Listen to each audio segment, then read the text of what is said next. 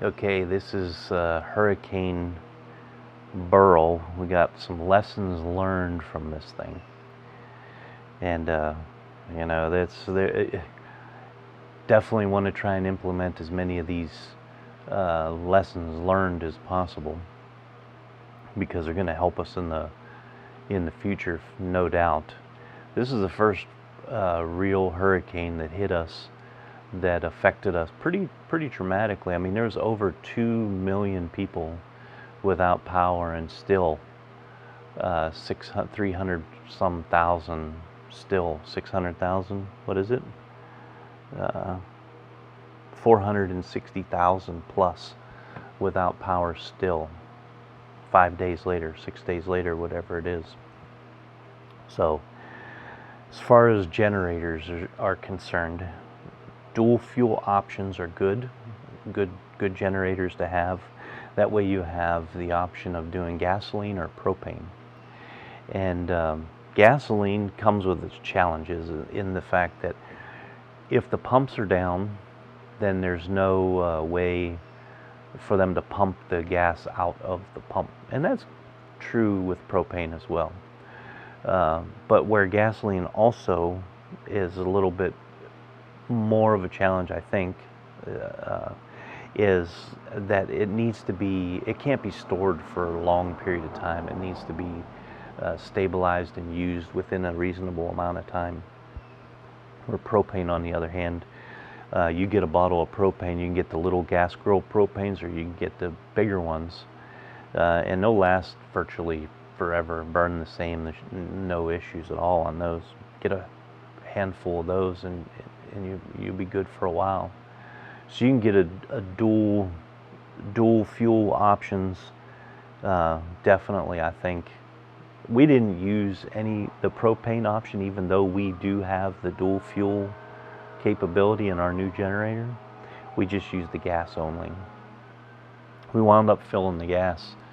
We started out with 30 gallons, and throughout the whole thing we got an additional 30 gallons, and we wound up with still 25 gallons left over, so we didn't need the second run of fill up, but that was okay. We didn't know that at the time. Didn't have any problems finding the gas, at least not in our area. A lot of people did, but not in our area. So generator maintenance, that's something you have to do on a regular basis, and I felt like I did a pretty good job at that, but I didn't. And I turned on the generator, and it powered on, and it ran, and I thought, okay, everything's good. But I didn't actually test it to see if it was generating any kind of power. That was my fatal flaw. So don't just turn it on. Check to make sure that it actually is powering up and generating power. And don't, when you're doing that, obviously check the operation of both your fuel supplies.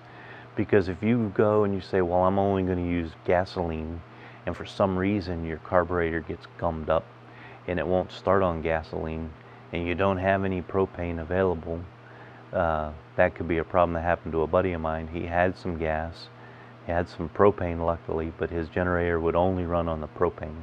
It wouldn't run on the gas. And it was a new generator.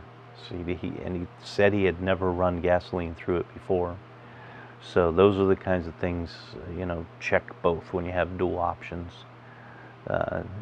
Make sure you have extra oil on hand. We didn't have any extra oil to change the generator. Luckily enough, we didn't run it that many hours where it would have been a problem. And with it being a new generator, we should have changed it after 25 hours.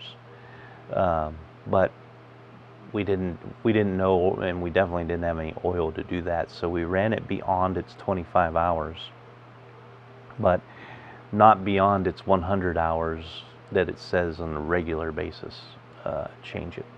So I think we're fine with that, but have oil on hand so you can change the oil, because every generator is different. I heard some people on the repeater saying that every 25 hours they needed to change the oil, or every 12 hours they needed to change their oil, or whatever the case may be. Our particular generator is every 100 hours after break-in. You know, house cooling is another thing that you need to consider when and your pets, and how they're going to stay cool, because when your AC's running, it's not a concern. But as soon as you don't have AC everywhere, or you don't have heat everywhere, or whatever the case may be, you know, you might have an animal or two who likes to be in a certain part of the house. Like for us, Loki, one of our cats, won't come downstairs. So we had, you know, upstairs was getting hot, and we were concerned that it was going to get too hot for her. So we put ice in the water. We had some fans going up there, but they really weren't doing a good job until we realized open up the windows and start getting that hot air out. But it was still hot. Even after that, it was still hot. So make sure you have the ability to have some extra fans to put in the windows to kind of suck in fresh air and blow out old stagnant air. And keep the windows open at night, especially on your second levels. That definitely will help. Be careful with that though, because if you have your generator running, you don't want any of that carbon monoxide, you know, getting into wherever you have your windows open, you know, because that could be another issue as well. Carbon monoxide poisoning can kill you pretty fast. So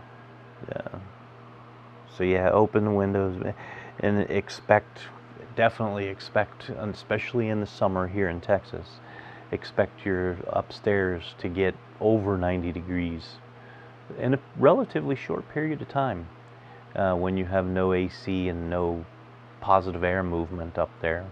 It's going to get up to 90 degrees pretty dang quick. Fuel needs over the days, you know, if you're just a couple days out, you know, like we were consuming 8 gallons of gas over a 10-hour period approximately. So that's like what, about just under a little over a half a gallon, something like that, of gas every hour. So we originally had 30 gallons of fuel to start, and I would say 30 gallons with a gas, if you're using gas, is a minimum. I would say minimum of 30 gallons if you're going to be expecting power outage, because you don't want to get stuck with just a 5 or 10 gallons and then not be able to get any gas anywhere.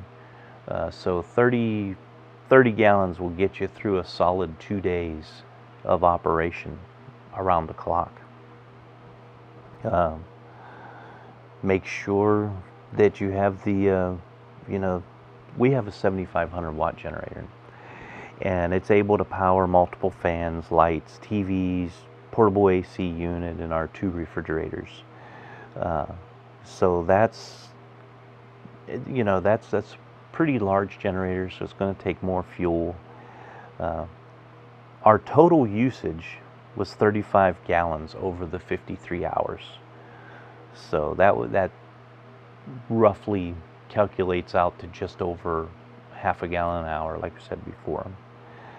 So that's a pretty substantial use of gas. If we would have went any more than the 53 hours, we had the fuel and we were able to do it, but you could see right there, right in the 53 hours, that was, you know, that's continuous around the clock, so that's 2.5 days of usage running all those items we just talked about. Fridge, AC unit, all that. 35 gallons. If we only would have had 15 gallons, we never would have made it all the way through. We would have been in a pickle. But because we had the initial 30 gallons, it would have been better for us. Now, granted, we were able to replenish our gas So we never did run out. We wound up actually with a reserve. But if we wouldn't have had at least the 30 gallons of gas, then we never would have made it through the 2 days. 2 days minimum. 3 days worth of gas would be better. So knowing your fuel consumption on whatever fuel source you're using is kind of key. That way you can prepare for how much of that fuel source you're going to need. Something that a lot of people, another thing, something that a lot of people don't think about, I never really thought about it, was, stress and heightened stimulation just from the whole experience. Yeah, the storm itself was, it got you a little bit anxious. You're not knowing what was coming. My wife said, "Why don't you just sit down?" And I guess I was pacing all over the place while the storm was coming, and we were watching for it, and I was just thinking about different things. I didn't feel like I was stressed, but I do recall not being able to settle and sit and just be calm. I remember having to, every time I'd sit down, I'd have to stand up, move around and do whatever, go look at this, go check on that, whatever the case may be. I didn't feel anxiety, but obviously I was anxious. Some of the contributors to all that is obviously the environmental conditions. We had the initial storm coming, and the stimulation from the news of that, and the texting of friends and their experiences and what was going on. And then after that, when the power went out, then all the noise level dropped, so it got real quiet. And that's not normal, because we're used to noises in the house. Everybody's got some noises, whether it's a refrigerator running or a fan going or TV chatting away or something. There's noise. Well, that noise went away immediately, so it got deathly quiet. Then we put on the generator. Well, the generators are loud now. Okay, so you went from this quiet to this really loud, much more loud than you would normally have. Even though your generator is 20 feet away from your back door, that's still extremely loud. So that part I found to be where I was starting to sense the stress and the anxiety, and not being able to sleep at night, even though it was cool. And so we weren't not able to sleep because of it being hot. I was not able to sleep because of just not get into that deep sleep anyway, because of that noise, that drowning noise of the generator just continuing to go. And then the AC that we did have to use, it's kind of noisy itself. It's not as quiet as your whole house AC. So just those two combined was really pushing up the noise levels. And then of course you have the temperature changes going on. You went from a comfortable, AC running to no AC running, and then it starts warming up, and then even with a portable AC, it still doesn't get cold. You still sweat a little bit, unless you're boxing yourself into one tiny little room, and then you can keep it really cool. But still it's not the same. It's still, you get that stickiness feeling. And then and then you're thinking about your pets and your family, and if you're feeling this way and you got these stresses going on, that they do, and you can see it in especially Smudge, our dog. She was not dealing with the situation very well for the storm, because she's got a high anxiety level anyway when it comes to storms, lightning, thunder. We have a sedative medication to give her, and so Aaron gave her that while the storm was coming, and it worked. But as soon as it started wearing off, and then you had that that noise of the generator going on, she was not liking that at all. So we were very fortunate, though, that we were able to take her over to Aaron's parents' house, and then her and the dogs And Emma actually went over there because they had AC, so it was comfortable for them. But prior to Emma going over there, she was upstairs in her room. And I'd go up there periodically, and I kept telling her, you got to come down. It's hot up here. It's cool downstairs. We had cooler downstairs, and she wouldn't. And I was getting concerned that she was just going to sleep and then not wake up because of the heat. Even though I don't think it was that hot, but still. Finally, Erin's like, you want to go over to your grandmother's house? I'm taking the dogs. And she went, and so we're happy about that. So the concerns for the pets in the family wear on you, along with all these stresses of the noise, along with all the stresses of the temperature changes. You know, all this is building up and causing you not to be able to sleep very good. And then whenever you're not sleeping very good, you start getting sick. And Erin, you know, didn't feel very good, and I think it was because of the all the stresses, and it's messing with her stomach. So, yeah, this, you know, the stress and the heightened stimulation is something you don't think about it. I'm not sure you can even really prepare for it too much. Maybe you could put earplugs in, that might help. I don't know. I didn't try that. Maybe there would be, you know, but everything has to be loud to overcome the noise of the generator. So, yeah, I don't know. It was tough. I just remember my first day back to work, even though our power wasn't restored yet, we still had to go back to work. And I just remember being there and my eyes being so heavy and tired. I was still awake and alert because I was, you know, anxious still, and I couldn't rest. My body couldn't settle, but I was just tired. My eyes were heavy. And that went on for 2 days, and still, even to this day, is Sunday, and we've had power since Thursday, I think it was. I still haven't fully recovered from it. I don't feel like it. Doing a lot better, but I don't feel like we're fully 100% covered. So yeah, lessons learned. Check your generator. Make sure both your gas options work. Make sure it's generating power. Figure out your home cooling situation with your power source. What are you going to do? How are you going to keep it cool as you can? Opening windows at the proper times, you know, airflow with your fans. How much gas are you going to need over the course of the time frame where you're expecting to be without power? I suggest at least 2 days. 3 days would be better. Have fuel for 3 days. Know the consumption of your generator. And then do what you can, what you think you can, to be prepared and deal with the stress that's going to come with the whole situation of being without power and being possibly displaced and all that. You know, that's a big one. That's a big one. Something people don't talk about. They talk about it being hot. They talk about it not being able to find gas, but they rarely talk about how tired and wore out and stressed you are from or can be from the whole situation. Lessons learned.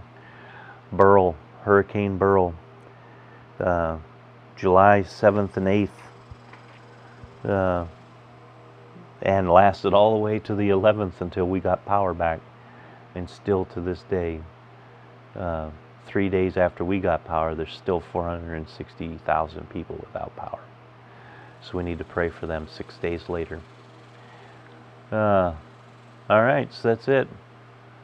We're preparing. We're doing a better job. We did good, but we're going to make it better, and we're going to be even more prepared, hopefully, when and if the next hurricane comes around. God bless you. We love you. Talk to you soon.